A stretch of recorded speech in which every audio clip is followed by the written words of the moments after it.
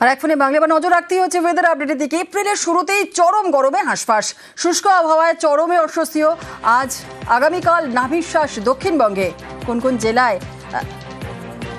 জেলায় নাভিশ্বাস পরিস্থিতি তৈরি হবে, কি বলছে আবহাওয়া অফিস জানবো। আমাদের সঙ্গে রয়েছেন আমাদের প্রতিনিধি বিশ্বজিৎ সাহা। বিশ্বজিৎ, কি বলছে আবহাওয়া অফিস?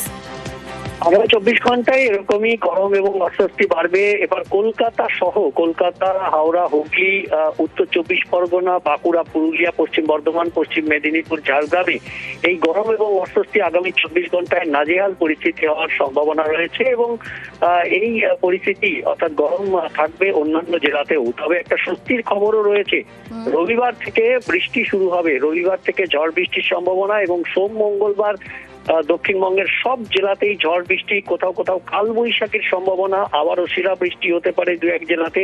পশ্চিমের জেলাগুলিতে বেশি সম্ভাবনা রয়েছে এবং বুধবার পর্যন্ত এই বৃষ্টির স্পেল চলবে। তবে যে তাপমাত্রা বাড়বে সেটা আবার সোম মঙ্গলবারের মধ্যে আরো 3-4 ডিগ্রি কমে যেতে পারে। অর্থাৎ কলকাতায় যে 36 ডিগ্রি সেলসিয়াস তাপমাত্রা 37 হতে পারে, সেটা আবার 32-33-এ ফিরে যেতে পারে।